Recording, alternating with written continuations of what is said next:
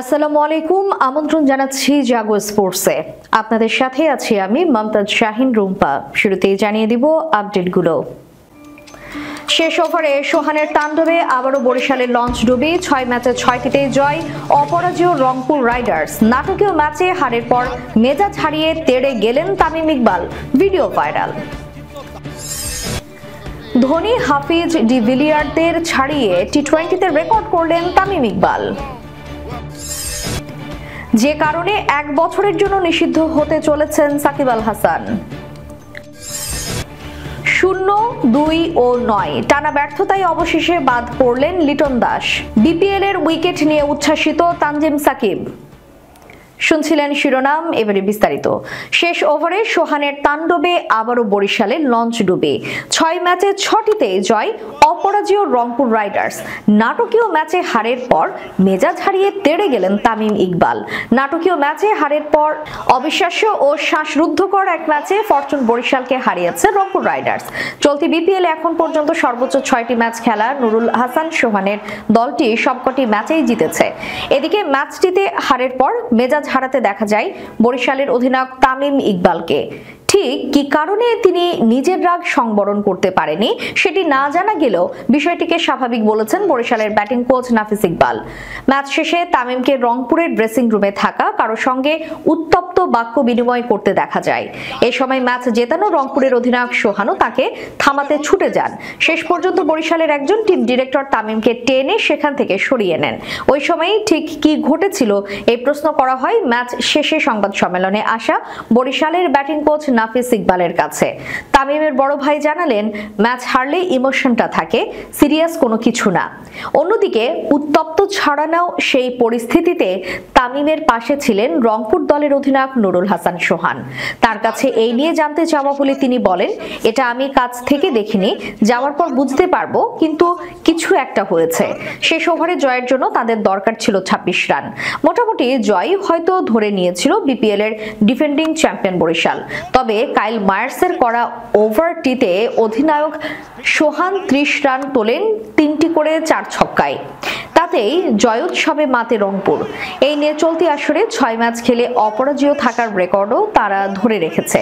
প্রসঙ্গত, সিলেট আন্তর্জাতিক ক্রিকেট স্টেডিয়ামে এদিন টস হেরে আগে ব্যাট করতে নেমে নির্ধারিত 20 ওভারে 5 উইকেট হারিয়ে 197 রান সংগ্রহ করে বরিশাল।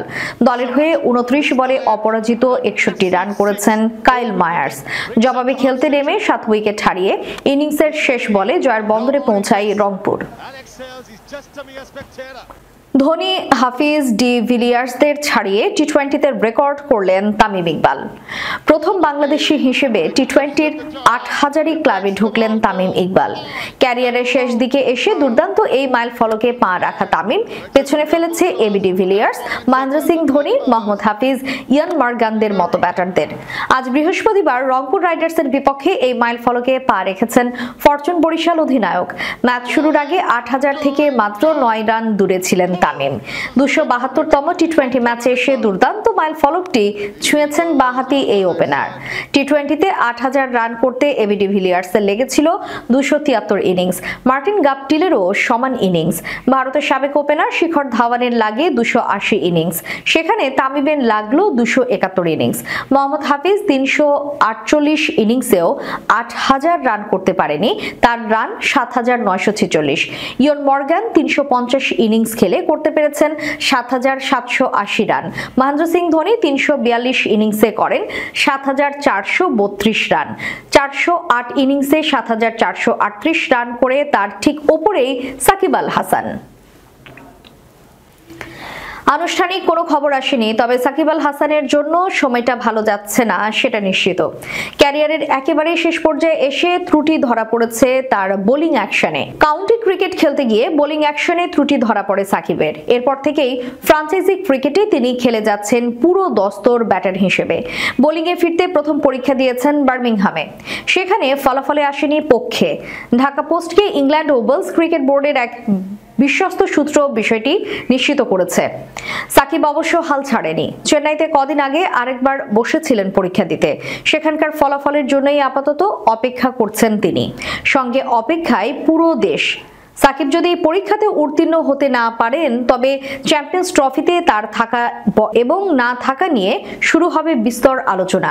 তবে এর চেয়ে বড় খবর, আইসিসির নিয়ম অনুযায়ী পরপর 2 পরীক্ষায় বোলিং অ্যাকশন ত্রুটি যুক্ত হলে 1 বছরের মধ্যে ওই বোলার বল করতে পারবে না।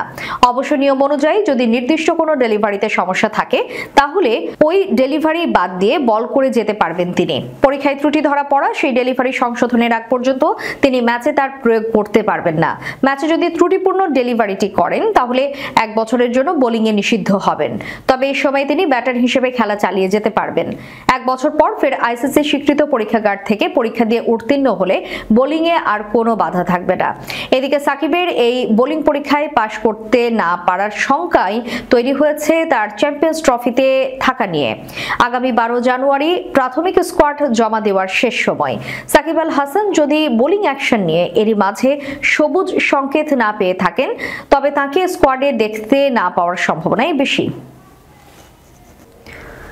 প্রথম ম্যাচে 31 রান করে বাংলাদেশ প্রিমিয়ার লিগে ভালো মৌসুমের আভাস দিয়েছিলেন লিটন দাস, কিন্তু না, পরের 3 ম্যাচে এই উইকেট রক্ষকের ব্যাট থেকে আসে যথাক্রমে 0, 2 ও 9। চিটাগাং কিংসের বিপক্ষে নিজেদের 5ম ম্যাচে এসে লিটন দাসকে বাদ দিয়ে একাদশ গড়েছে ঢাকা ক্যাপিটালস। সিলেট আন্তর্জাতিক ক্রিকেট স্টেডিয়ামে বৃহস্পতিবার টস হেরে ব্যাটিং করেছে রাজধানীর ফ্র্যাঞ্চাইজিটি। 5ম ম্যাচে এসে প্রথম জয়ের খোঁজে 5 পরিবর্তন নিয়ে নেমেছে ঢাকা। 3 দেশির সঙ্গে বাদ পড়েন 2 বিদেশীয়। এদিকে তৃতীয় ম্যাচে এসে দ্বিতীয় জয়ের খোঁজে নেমেছে চিটাগাং কিংস। বিপিএল এ সিলেটের স্ট্রাইকার্সের হয়ে খেলছেন তানজিম হাসান সাকিব। নিজে ছন্দে করলেও দল হিসেবে ভালো করতে পারছে না তার দল। মিরপুরের পর সিলেটের উইকেট নিয়ে সন্তুষ্টি প্রকাশ করেছেন সাকিব। আজ সিলেটে গণমাধ্যমের মুখোমুখি হয়ে উইকেট নিয়ে সন্তুষ্টির কথা জানালেও এই পেসার সাকিব বলেছেন, আমার কাছে খুবই ভালো লাগছে যে আমরা ট্রু উইকেটে খেলছি। ইভেন ঢাকাতেও আমরা ট্রু উইকেটে খেলেছি। সিলেটে আসার পরেও ট্রু উইকেট পেয়েছি, এটা খুবই ভালো একটা দিক। কারণ উইকেট যত ভালো হবে বোলারদের কন্ট্রোল তত ভালো আসবে। এটা আমাদের স্কিলের লেভেলটা অনেক বাড়াবে।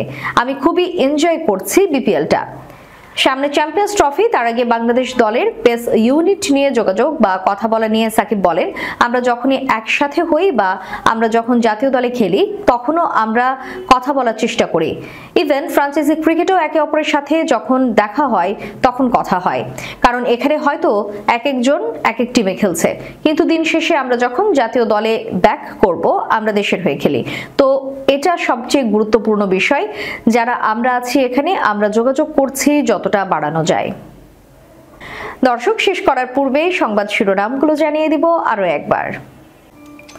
শেষ ওভারে সোহানের তাণ্ডবে আবারও বরিশালের লঞ্চ ডুবি। 6 ম্যাচে 6টিতেই জয়, অপরাজেয় রংপুর রাইডার্স। নাটকীয় ম্যাচে হারের পর মেজাজ হারিয়ে তেড়ে গেলেন তামিম ইকবাল, ভিডিও ভাইরাল। ধোনি, হাফিজ, ডিভিলিয়ারদের ছাড়িয়ে টি20তে রেকর্ড করলেন তামিম ইকবাল, যে কারণে 1 বছরের জন্য নিষিদ্ধ হতে চলেছেন সাকিব আল হাসান।